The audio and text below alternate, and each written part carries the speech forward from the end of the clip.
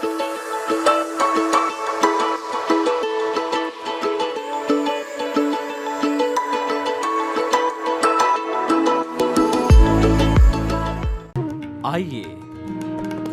सुनिए, देखिए, समझिए सनातन सत्य। जैसी दृष्टि वैसी सृष्टि, दृष्टि विज्ञान। कुदरत, कुदरती रचना एवं कुदरत के कानून से शाश्वत सुख की प्राप्ति। जोधपुर के परम पूज्य महात्मा उपासक प्रोफेसर डॉक्टर सोहन राज तातेड़ के निर्देशन में सनातन सत्य। जैसी दृष्टि वैसी सृष्टि, दृष्टि विज्ञान।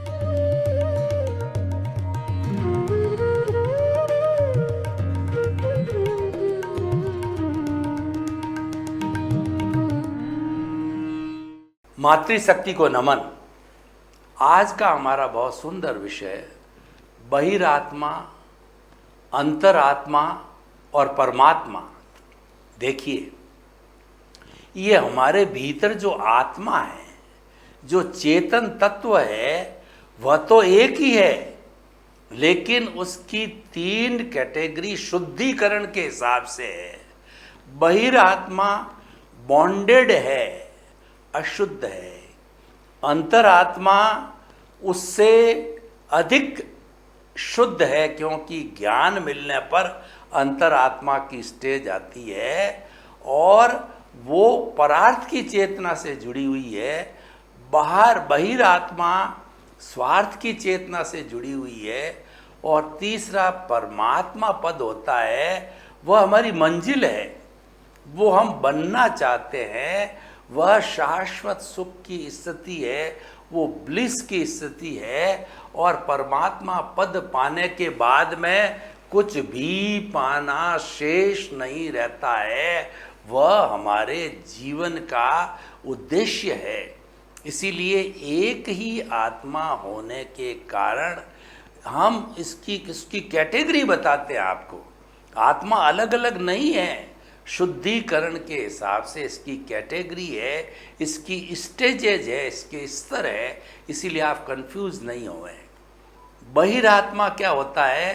5 इंद्रियों के सुख के अंदर ही डूबा रहता है। नॉर्मल व्यक्ति जो 7.8 अरब की जनसंख्या है, उसके नॉर्मल व्यक्ति 90% भी कहूँ तो अतिशयोक्ति नहीं है, वो बहिरात्मा के रूप में रहते हैं। बहिरात्मा 5 इंद्रियों का सुख, स्पर्शन रसन घ्राण चक्षु श्रोत्राणि इंद्रियाणि, इन 5 इंद्रियों के 23 विषय है कि कोमल स्पर्श, और रसन का मतलब स्वादिष्ट जो है वो 56 भोग का उपयोग करना, और घ्राण का मतलब सुगंध लेना, दुर्गंध का परहेज करना, और चक्षु का मतलब अच्छे अच्छे चित्र देखना, और वो चित्र जो है वो फिल्म इंडस्ट्री वगैरह किसी के भी हो सकते हैं।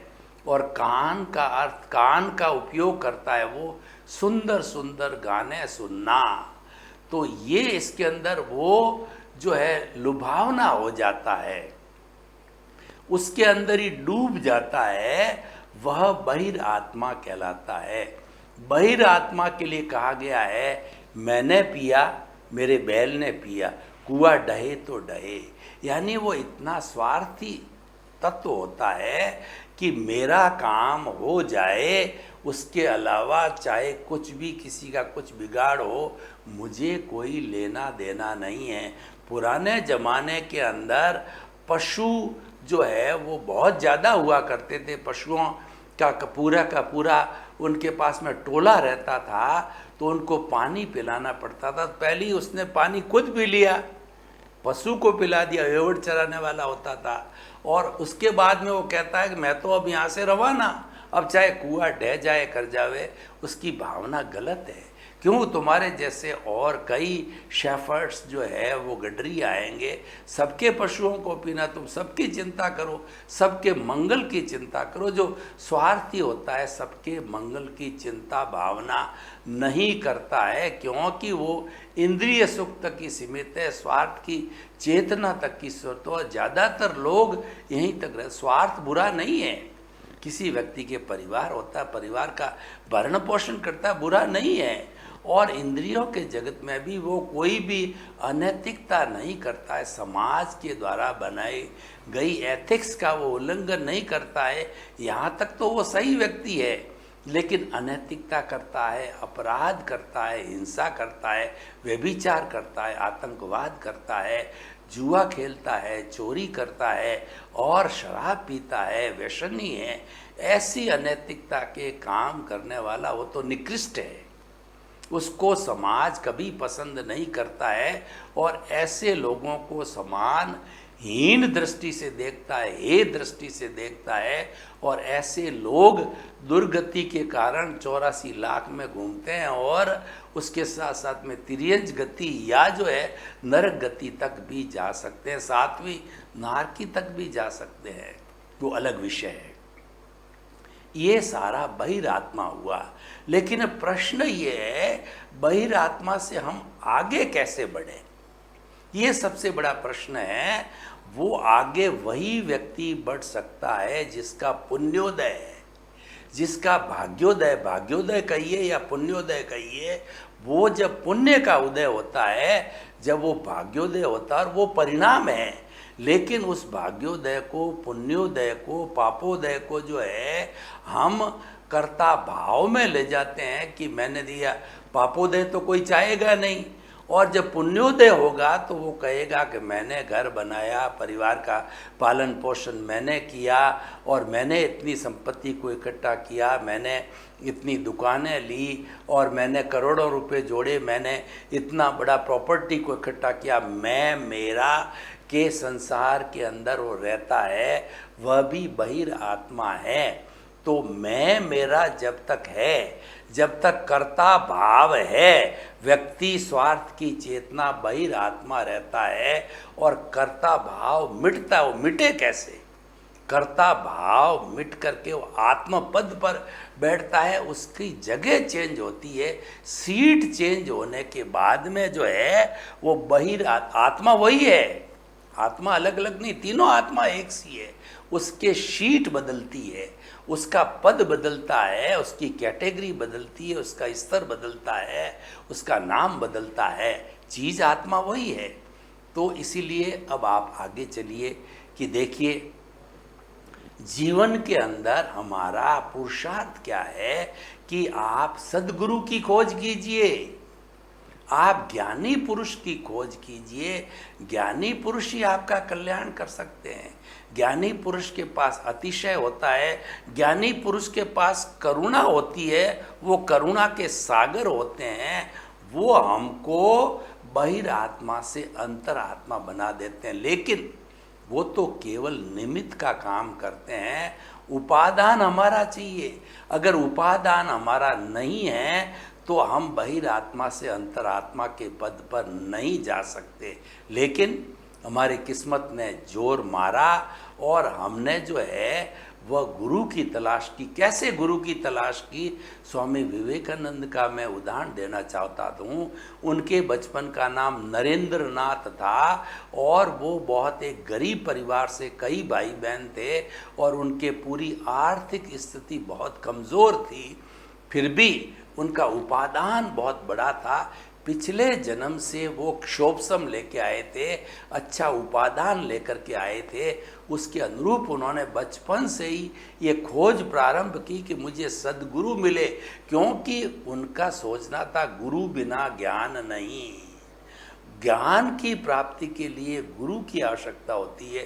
गु का मतलब अंधकार, रू मतलब दूर करने वाला। जो गुरु होता है वो अज्ञान रूपी अंधकार को, तिमिर को हरने के लिए ज्ञान रूपी दीपक जला देता है। उसकी सतत लौ के अंदर जो है हम ज्ञान की प्राप्ति करके अपने जीवन का विकास कर सकते हैं। हम जो है ऊर्ध्वमुखी हो सकते हैं। तिमिर तो हमें अधोमुखी बनाता है। तो ये सारा गुरु का रोल है। उन्होंने तलाश जारी की, बहुत सी जगह देखा, लेकिन कोई भी गुरु के लायक नहीं मिला। अंत तो गत्वा उन्होंने जो है वो अपनी कन्याकुमारी का जो मठ था, स्वामी रामकृष्ण परमहंस का इत्फाक से जब उनका पुण्योदय हुआ तो उस मठ में गए तो प्रथम दृष्टवा उन्होंने स्वामी रामकृष्ण परमहंस को देखा और रामकृष्ण परमहंस ने जो है नरेंद्र नाथ को देखा। तो दोनों के एक को गुरु मिल गया और एक को शिष्य मिल गया और वहीं से वो स्वामी विवेकानंद बन गए। और गुरु की कृपा से, गुरु के अतिशय से उन्होंने उनको जो है नरेंद्र नाथ को, स्वामी विवेकानंद को जो है वह जो बहिरात्मा से अंतरात्मा पद पर बिठा दिया, कर्ता भाव से अकर्ता पद पर बिठा दिया, आत्म पद पर बिठा दिया। और अंतरात्मा बनने के बाद में वो केवल 36 वर्ष तक ही जिए, लेकिन 36 वर्ष में गुरु के उस आशीर्वाद से अंतरात्मा बन करके वो परमात्मा बनने की क्रिया के अंदर लग गए और बहुत ही सुंदर कार्य किया। 36 वर्ष में उन्होंने प्रैक्टिकल वेदांता वगैरह इतना दिया। उन्होंने कहा कि युवकों को कितना जगाया, उठो जागो, तब तक चलते रहो जब तक कि मंजिल प्राप्त नहीं हो। शिकागो के अंदर 1854 में पूरे विश्व के सामने भारत का प्रतिनिधित्व करके उन्होंने पूरे 24 घंटे जीरो के ऊपर प्रवचन देकर के दुनिया को चकित कर दिया कि ऐसे ऐसे ज्ञानी महापुरुष जो है भारत में उपलब्ध है। पहले तो लोग उनकी इंसल्ट कर रहे थे हमारे देश की वेशभूषा को जो है देख करके, लेकिन बाद में वो उनके भक्त बन गए, क्योंकि जो प्रभाव होता है वो ज्ञान का होता है। कपड़ों का प्रभाव तो टेम्परेरी होता है। तो इसलिए हमें ज्ञानी पुरुष सदगुरु की तलाश करो। गुरु गोविंद दाऊ खड़े और काके लागू पाव, बलियारी गुरु आपनी और गोविंद दियो बताए। गोविंद के ईश्वर के दर्शन जो गुरु करवाता है तो दोनों मिल जाते हैं। तब जो है पहले हम प्रणाम गुरु को करते हैं, बाद में ईश्वर को प्रणाम करते हैं, क्योंकि ईश्वर के दर्शन हमें गुरु कराता है। तो देखिए अंतरात्मा बनने के बाद में गुरु ने हमको जो है 2 घंटे के अंदर इतना ज्ञान दे देता है, 5 आज्ञा का कवच पहना देता है और कहता है कि मैंने चीरा फाड़ा कर दिया, मैंने तुम्हारा दर्शन मोहनीय अनंतानुदी जो अनंतानुमंदी जो तुम्हारा मोहनीय कर्म था उसको भस्मीभूत कर दिया है, उसको हटा दिया है, उस जहर की थैली को फेंक दिया है। अब तुम्हारे पास में छोटे छोटे जो है वो प्रत्याख्यानी अप्रत्याख्यानी स्वंजलन जो है वो मोहनीय कर्म रहेंगे। वो तो डिस्चार्ज के समान है, बहुत ही कोमल है। जैसे कि अप्रत्याख्यानी होता है वो कोमल लकड़ी पर लकीर खींचने के समान जो मिट जाती है, और जो प्रत्याख्यानी होता है वो बालू की रेत में जो है रेखा खींचने के समान स्वंजलन है, पानी पर रेखा खींचने के समान, यानी बहुत नॉर्मल होते हैं। अनंतानुबंधी जो होता है वह जो है पत्थर पे लकीर पे जो है वो कहना चाहिए लकीर खींचने के समान, उसको टाँचने के समान तो होता है, बहुत कठोर होता है पत्थर। तो वो काम मैंने कर दिया, तुम्हारा नए कर्मों का बंध नहीं होगा। मामूली सा जो होगा वो इरियापथी कहलाता है, वो तुम्हारा कर्मों का बंध होगा। तो वो तो साधारणतया जो है वो बंधे और गए। ऐसा उपकार करके हमको अंतरात्मा पद और 5 आज्ञा देता है गुरु। और उसके बाद के अंदर जो ही वो ज्ञान देता है, ज्ञान क्या देता है, वो भेद विज्ञान कराता है, जो कि वो कहता है कि 5 आज्ञा ही मोक्ष है, 5 आज्ञा का तुम पालन करो। इसमें 32 आगम का सार भरा हुआ है, इसका पालन करोगे तो मोक्ष की गारंटी मेरी है। और वो 5 आज्ञा ही सम्यक दर्शन, सम्यक ज्ञान, सम्यक चारित्र और सम्यक तप के रूप में आपको विवेचन बताएंगे।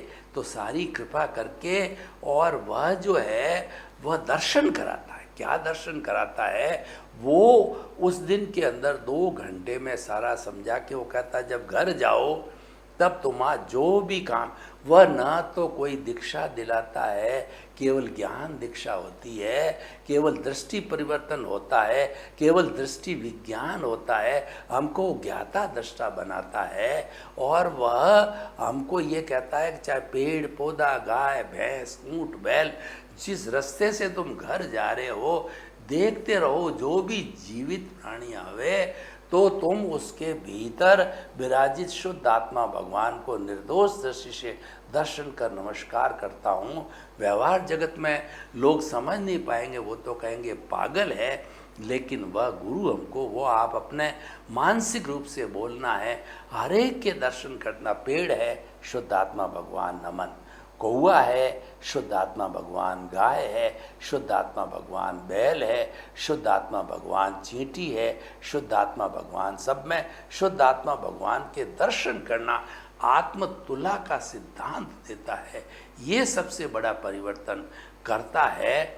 और वो ये उन्होंने ये बताया जाता है कि 84 लाख जीवा योनि प्राणियों के भीतर जो कि जीवित अवस्था में है, बॉन्डेड सोल है, वो चाहे राम की हो, कृष्ण की हो, महावीर की हो, आपकी हो, मेरी हो, जब तक कि मुक्ति को नहीं जाती है, वो सारे भीतर जो मूल स्वरूप के अंदर द्रव्य आत्मा के रूप में प्रभु है, भगवान है, वो सब का एक साथ जो विविधता दिखाई देती है, कोई छोटा है, कोई बड़ा है, कोई देव है, कोई नरक है, कोई तिर्यंच है, कोई कुछ है, तो कोई बड़ा व्यक्ति है, कोई छोटा व्यक्ति है, कुबेरपति है, ये जो अंतर दिखाई देता है अपने अपने भुगतान, अपने अपने कर्मों के कारण होता है।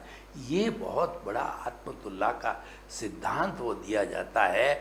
और जो ही ज्ञान दिया जाता है उस समय से हमारी जो मूल आत्मा, जो अक्रिया है, जो परमात्मा जिसकी हम बात करेंगे, जिसको हमें पाना है, उसकी नींव लग गई है, तो वह तो अक्रिया कुछ भी नहीं करती, वह अशरीरी है। वह जो है उसकी एक भाव सत्ता ज्ञान लेते ही बाहर निकलती है, उसको हम प्रज्ञा कहते हैं। और ये भाव सत्ता जो है उस व्यक्ति का जो अंतरात्मा बन गई है उसकी मॉनिटरिंग करता, उसको भटकने नहीं देती, उसको हमेशा वह हाजिर रहती है, जब तक कि उसकी 2, 5, 10 भवों, और कहते हैं अधिकतम 15 भव होते हैं, जब तक उसकी मुक्ति नहीं हो जाती तब तक वो हमेशा सब जीवों में एक बार ज्ञान लेने के बाद में उसमें हाजिर होती है, हाजिर रहती है वो। तो वो सारा इसका जो है रोल कराती है। और उसके अलावा जितना भी प्रतिष्ठा करना, चार्ज करना, डिस्चार्ज करना, और उसके बाद में मन, बुद्धि, चित्त, अहंकार जो प्रोसेसिंग फैक्ट्री है, यह भी सारी हमारी प्रतिष्ठित आत्मा है। पूर्व जन्म में जैसी जैसी प्रतिष्ठा करके कॉजल बॉडी डालते हैं, यानी चार्ज करते हैं, वह भी प्रतिष्ठित आत्मा करती है। और वही प्रतिष्ठित आत्मा इस जन्म होती वही है, इस जन्म के अंदर वो डिस्चार्ज प्रतिष्ठित आत्मा बन जाती है। और चाहे प्रज्ञा काम करे वो भी इसी से करती है, अज्ञा काम करे जो पंचेंद्रिय सुख की काम होता है वो भी इसी से करती है। यानी काम जो जितना भी पुरुषार्थ, चाहे रिलेटिव हो, रियल पुरुषार्थ हो, वो सारा हमारा ये मिश्र चेतन रूपी, न तो वो जड़ है और न वो चेतन है, चेतना की शक्ति उसको मिली है, इसलिए वो मिश्र चेतन है। और वो मिश्र चेतन ही जो है वह अज्ञान स्वरूप है, उसी को ही समाप्त करना है, तब हम परमात्मा बनेंगे। अंतरात्मा से हमने ज्ञान ले लिया, प्रतिष्ठित आत्मा हमको मिल गई, प्रज्ञा मिल गई, और हमको संवर मिल गया। अब 5 आज्ञा की हम विवेचना करेंगे कि भगवान ने संवर और निद्रा 2 धर्म बताए हैं। संवर का अर्थ होता है किसी भी जीवित प्राणी को किंचित मात्र भी मन से, वचन से, काया से, करने से, करवाने से, अनुमोदने से कष्ट न देना, ये हमारा संवर है। संवर के साथ में निर्जरा जुड़ी रहती ही है। तो निर्जरा, आंशिक निर्जरा मतलब आंशिक कर्मों का जड़ना, हमारे कॉजल बॉडी से जो जन्म जन्मांतर से हमने इकट्ठी कर रखी मिश्र चेतन के रूप में और प्रतिष्ठित आत्मा के रूप में, जब पूरी जड़ जाती है, प्रतिष्ठित आत्मा समाप्त हो जाती है, हम मन से अमन होते हैं, जब परमात्मा बनते हैं और मुक्ति की अवस्था, ब्लिश की अवस्था में जाके ईश्वर बन जाते हैं, फिर 84 लाख जीवा योनि में नहीं घूमते हैं। तो और इसका कानून ये है कि as you will sow will you reap. जैसा आप कॉजल बॉडी डाल के आए हो, उसके अनुरूप ही उदय और प्रारब्ध जो कि आपका ही है। सिर्फ जो कुदरत का कानून क्या काम करता है कि जिसके साथ आपकी पूर्व जन्म के अंदर कोई हिसाब है, उसको सामने ला के खड़ा कर देती है। हिसाब पूरा कर लो, पहले आपने लिया है तो आपको दे देगा, और जो है वो उसने आपका लिया है तो आपको लौटा देगा। यानी कोई सेवा करेगा, कोई आपको तकलीफ़ देगा। दो तरह की चीज़ें ही होती है, सुख और दुख में कोई सुख देने वाला आएगा, कोई दुख देने वाला आएगा। बेटे के रूप में पति पत्नी, ये सारी पार्टियां हैं। सबसे बड़ी पार्टी तो पत्नी है जो कि आपके साथ जीवन भर तक रहती है, बेटा है वगैरह है, पोता है, आदि आदि। तो ये सम्यक ज्ञान आपको कभी भी जीवन भर अपने आप को कर्ता नहीं समझना, और जो है दुनिया के किसी प्राणी को कर्ता नहीं समझना। कुदरत कहती है कि मैंने कर्ता कोई पावर ऑफ अटर्नी न तो किसी को दी है, न कोई करता है, मैं अकेली ही करता हूँ। और जो है, जो हमारा बहिरात्मा है वो अपने आप को कर्ता मानता था, अंतरात्मा बनते ही आपका कर्ता भाव समाप्त हो गया। No ownership, no doership. इसीलिए कर्ता भाव समाप्त होने के कारण ही आपके कर्मों का बंधन नहीं होता है। छोटे मोटे होते हैं, हमने आपको बताया, अप्रत्याख्यानी प्रत्याख्यानी संचलन होते हैं, लेकिन वो तुरंत भुगत दिए जाते हैं। वो बड़े सॉफ्ट होते हैं, बहुत डाइल्यूट होते हैं, जल्दी खत्म होने वाले हैं। वो हमारा जो है वो अनंतानुबंधी जैसा नहीं है। तो इसीलिए जो है, जो ये तीसरी आज्ञा है, और ये बड़ी इम्पोर्टेंट आज्ञा होती है। आप जीवन में कभी कर्ता नहीं बने और न किसी को कर्ता जाने। आप ये हमको जो अंतरात्मा बनाने के बाद के अंदर 4 सूत्र दिए जाते हैं कि 84 लाख जीवा योनि के प्राणियों को जो है निर्दोष, निमित्त, अकर्ता और शुद्ध आत्मा समझो, ये बताया जाता है। ये अकर्ता जो है की बात हो गई। तो तीसरी ये हो गया सम्यक ज्ञान। और चौथी बात है फाइलों का संभावपूर्ण निपटारा करना। फाइल का मतलब आपकी पत्नी, आपका शरीर फाइल नंबर 1, आपकी पत्नी फाइल नंबर 2, आपका बेटा फाइल नंबर 3, आपका पोता फाइल नंबर 4, बेटे की बहू 5। ये जितने भी दूध वाला, चाय वाला और जो है वो अखबार वाला, ये सब फाइलें हैं। ये कोई लेने वाली, कोई देने वाली है। तो जब ये लेना देना हमारे व्यवहार जगत के अंदर चलता है, उस वक्त जो है संभावपूर्वक निपटारा करना, यानी अगले को मात्र निमित्त मानो। करता तो कोई है ही नहीं, खत्म हो गई बात। उसको निमित्त मानना और उसके प्रति जो है कृतज्ञता के भाव रखना कि इसने कृपा करके मेरा हिसाब चुकता करने के लिए आया, मुझे एनओसी देगा और एनओसी से ही मेरी मुक्ति होगी। जब सारी जो है वो संसार रूपी नाटक के प्रारंभ से अध्यक्ष पणंत मेरा किसी भी प्राणी से कोई भी राग द्वेष हुआ है, मैं उन सबको क्षमा करता हूँ, वो मुझे सभी क्षमा करे। और जो है वो क्षमा भाव के साथ जब सबकी एनओसी मिल जाएगी, प्रत्यक्ष अप्रत्यक्ष, इस जन्म की तुमको मालूम है, उससे जाकर के आप क्षमा मांग लो, फ़ोन के द्वारा व्यक्तिगत रूप से जाकर के मांग लो। और अप्रत्यक्ष है उसको, वो तो आत्मा अव्याबाद होती है, तो वहाँ किसी तार की, मीडियम की ज़रूरत नहीं है। और आप तो जो अप्रत्यक्ष आत्माओं का ध्यान करो, जैसे कि हम श्राद्ध के अंदर अपने पेरेंट्स को बुलाते हैं, तो उसी तरह उन सबको बुला करके और उन सबको कहिए कि आप मुझे क्षमा करो, क्षमा करो, क्षमा करो, मैं आप सबको क्षमा करता हूँ। तो आपकी वह पुराना अकाउंट भी क्लियर हो जाता है, और नया तो आपको ध्यान में है ही है, वो करना ही है। क्योंकि निश्चय शुद्धि बिना व्यवहार शुद्धि नहीं है। इसीलिए आप ये सारे जो है वो बंधे हुए कर्मों को शुद्ध कर लो, कार्मण शरीर को। वो है हमारा आलोचना, प्रतिक्रमण और प्रत्याख्यान के द्वारा। तो ये सारा संभाव रखना। संभाव का अर्थ होता है स्थित प्रज्ञ बनना, प्रज्ञा चक्षु बनना कि सर्दी है, गर्मी है, थोड़ा है, ज़्यादा है, कम मिला, ज़्यादा मिला, तिरस्कार हुआ, सम्मान हुआ, हर दोनों परिस्थिति को एक सा समझो। जब हम उनको अलग अलग समझ के राग द्वेष करते हैं तो नई कॉजल बॉडी बढ़ती, यानी कॉजल बॉडी नई नहीं, पुरानी कॉजल बॉडी का उसका घनत्व, उसका वॉल्यूम बढ़ता है, हम भारी हो जाते हैं और ज़्यादा जो है हम चक्कर काटते रहते हैं 84 लाख जीवावनी में। तो ये जो है हमारा फाइलों का संभाव निपटारा करना, ये सम्यक चारित्र है। और चौथा है सम्यक तप। सम्यक तप के द्वारा, तप से द्वारा शोधन होता है। भगवान ने तप के 12 भेद बताए, 6 बाहर के, 6 भीतर के, अनशन, उनोदरी, भिक्षाचरी, रस प्रत्याग, काय क्लेश, प्रतिसंलीनता। बाहर के तप के या निर्जरा के 6 भेद है। भीतर के प्रायश्चित, विनय, वैयाव्रत, स्वाध्याय, ध्यान और व्युत्सर्ग। ये तप के जो भेद होते हैं, सम्यक तप है, उससे हमारी आत्मा की शुद्धि होती है, यानी कार्मण शरीर का कर्म जड़ते रहते हैं। तो इनको तप करने के लिए भगवान ने हमको 3 सूत्र दिए, हमको 3 गिफ्ट दिए, हमको 3 फोल्डर दिए, हमको 3 पैकेट दिए। जब हमको जो अंतरात्मा के पद पर बिठाया, ज्ञान दिया, जब दिया है कि हमको प्रीति 100% बिठा दी कि तुम तो शुद्ध आत्मा हो और तुम मूल स्वरूप वाली शुद्ध आत्मा हो। ये चिंतन करो कि मैं तो है मन वचन काया से मुक्त, ऐसा मैं शुद्ध आत्मा हूँ।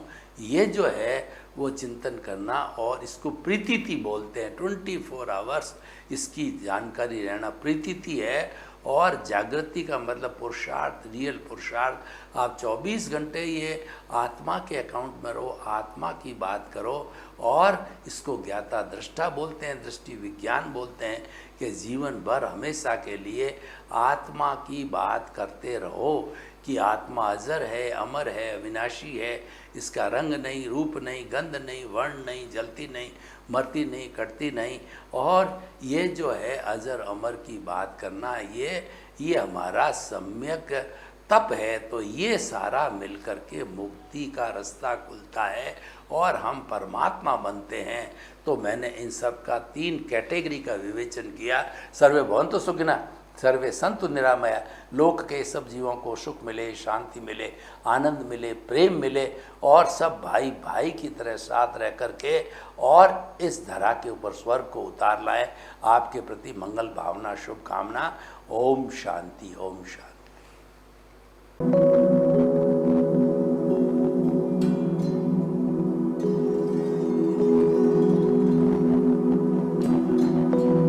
एक ऐसा अंतर्राष्ट्रीय ख्याति प्राप्त मानव जो गुरु प्रेरणा से पिछले 20 वर्षों से वानप्रस्थ जीवन जीते हुए 24 घंटे मानवता की सेवा में संलग्न है। एक ऐसा मानव जो अभी राष्ट्रीय, अंतर्राष्ट्रीय टीवी चैनलों पर 7,500 एपिसोड के माध्यम से सनातन सत्य, आत्मविज्ञान एवं पुनरुत्थान, व्यवहार एवं निश्चय जगत के जीवनोपयोगी विषयों पर हृदय स्पर्शी प्रवचन कर चुका है। उस मानव का नाम है महात्मा उपासक प्रोफेसर डॉक्टर सोहन राज तातेड़।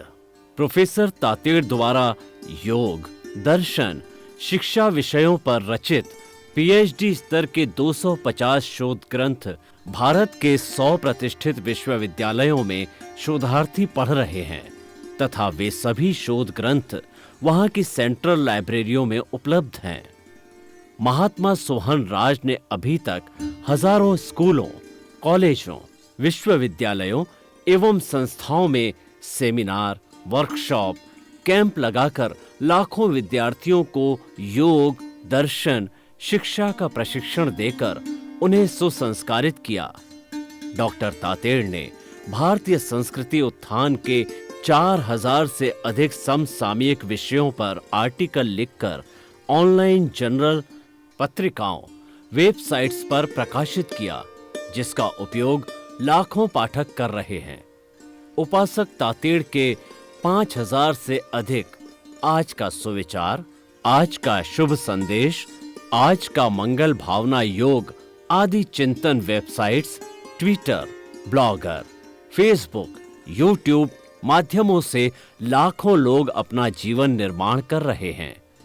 मानवता के मसीहा ऐसे महामानव महात्मा सोहन राज तातेड़ के प्रोफाइल को अभी तक विश्व के 20 लाख दर्शक यूट्यूब पर, 12 लाख गूगल पर एवं लाखों दर्शक फेसबुक, ब्लॉगर, ट्विटर और इंस्टाग्राम पर देख चुके हैं।